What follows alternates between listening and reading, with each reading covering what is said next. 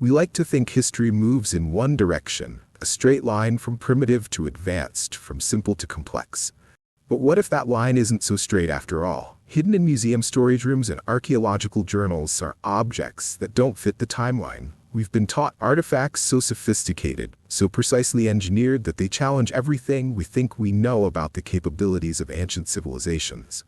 These aren't myths or legends. They're real, they're documented, and they're deeply unsettling.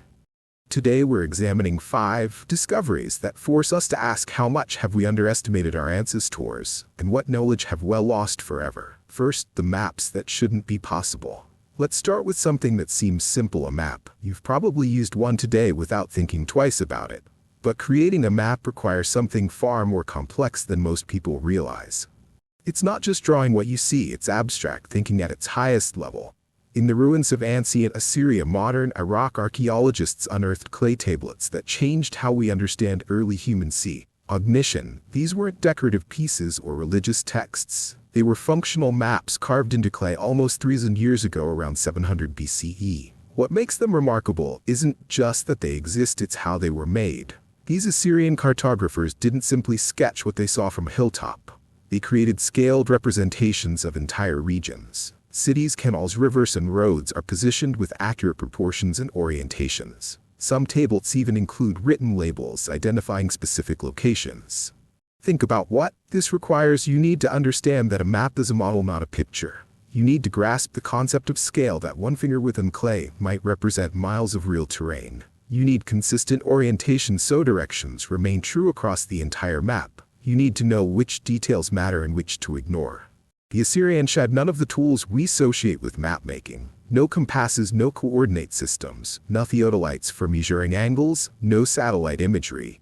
Yet their maps functioned with remarkable accuracy, detailed enough to plan irrigations, systems, military campaigns, and administrative control across vast territories. Some tablets show multiple connected cities, suggesting these officials weren't just managing individual settlements, they were thinking about entire regions as unified systems. This level of spatial abstraction wouldn't become common again until the Greeks formalized geometry centuries later. But there's what keeps archaeologists awake at night. This sophisticated cartographic thinking appears suddenly fully developed with no clear evolutionary path. No primitive, early attempts, no gradual improvement, just complete functional maps submerging from the archaeological record as if the knowledge arrived from nowhere. Second, the surgical kit from 2,000 years ago. Now imagine you're a surgeon in ancient Rome around 100 CE. You're about to remove a cataract from a patient's eye. You reach for your instruments, and they look almost identical to what a modern surgeon would use. This isn't speculation. Archaeological excavations across the Roman Empire have uncovered complete surgical kits that look disturbing. Familiar bronze and iron instruments dating from the 1st century BCE to the 3rd century CE includes scalpels with replaceable blades, forceps precisely shaped for gripping, tissue retractors for holding wounds, open catheters for draining fluids, bone saws for amputations, and specialized probes for examining internal injuries. These weren't ceremonial objects crafted for burial. They were working tools showing signs of repeated sharpening, repair, and long-term use. The design philosophy behind the sophisticated handles, balanced for precise control tips, shaped for specific anatomical tasks, modular components that could be swapped or replaced. Historical records confirm what the tools suggest. Roman physicians like Galen documented successful treatments for skull fractures, bladder stones, battlefield amputations, and even early forms of plastic surgery. Surgical intervention wasn't experimental. It was routine medical practice, common enough that specialized instruments were mass-produced. What makes this so remarkable is the context. Roman surgeons worked without antibiotics, without anesthesia as we understand it, without germ theory, without x-rays or modern diagnostics. They operated based purely on anatomical knowledge and accumulated experience, and yet they achieved outcomes that wouldn't be matched again for over a millennium. When the Roman Empire collapsed, this knowledge vanished with its surgical practice in medieval Europe became rudimentary. Procedures were abandoned. Instruments became cruderless. Specialized. For 1,000 years, medicine retreated into the Ori, while the practical skills of Roman surgeons were forgotten. Modern surgeons examining these ancient tools of express shock at their sophistication. The fundamental requirements of surgery haven't changed because the human body hasn't changed. What changed was our assumption about when such advanced medical knowledge could have existed. The instruments force an uncomfortable question. What else did they know that we've lost? Third, the measurements is that I did a civilization in the Indus Valley covering parts of modern Pakistan and northwest India. Archaeologists uncovered something that seemed first glance bricks, millions of them scattered across the ruins of cities like Harappa and Mohenjo-daro, which thrived between 2600 and 19 BCE. But these weren't ordinary bricks. When researchers began measuring the macro site separated by hundreds of kilometers, a pattern emerged that should have been impossible. The bricks matched note approximately precisely the same ratios of length to width to height, repeated with near-perfect consistency across an entire civilizations, spanning 5 centuries and thousands of square miles. Then they found the measuring rods, stone and ivory rulers, carefully carved and worn from extensive use. When analyzed with modern instruments, the smallest measurement units on these rods proved accurate to within fractions of a millimeter. This isn't the tolerance you'd expect from ancient craftsmen eyeballing their work. This is precision engineering. To put this in perspective, the Indus Valley measurement system rivals modern manufacturing standards. In our world, maintaining such precision requires centralized standards, bureaus, calibrated instruments, constant verification, and legal enforcement. Master measuring tools are stored under controlled conditions. Every ruler and gauge must be checked against them regularly. Errors must be misdated and corrected.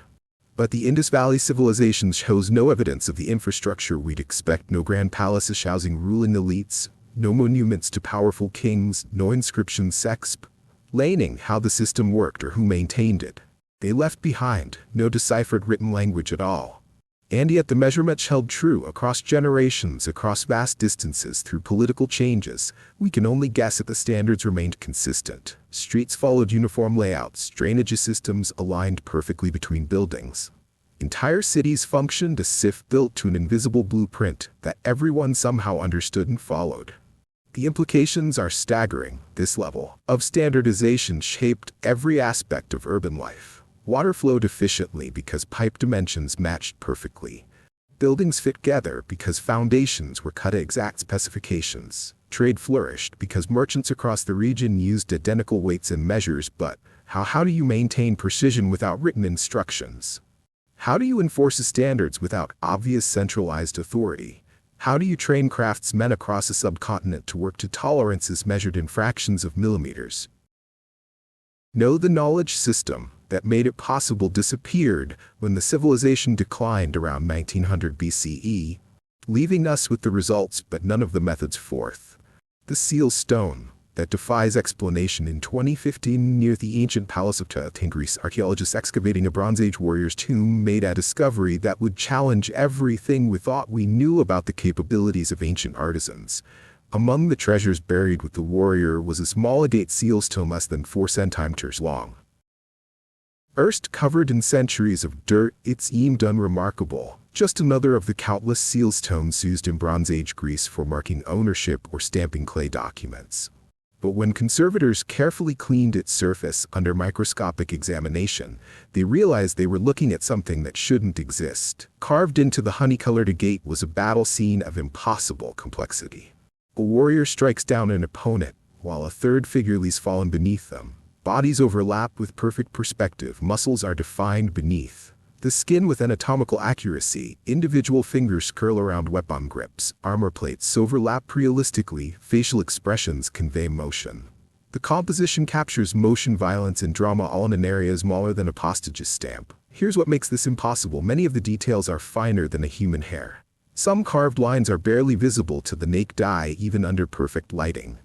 To see the full intricacy of the scene, you need a magnifying glass. Yet this seal stone dates to approximately 4150 BCE, during the Minoan Mycenaean Bronze Age period when no magnifying lenses and optical tools, no magnification devices of any kind, are known to have existed. Agate is one of the hardest materials ancient craftsmen worked with, requiring sustained abrasion with even harder abrasives to slowly shape it. Carving it at this microscopic scale without shattering the stone would demand not just extraordinary skill, but tools and techniques we can't explain.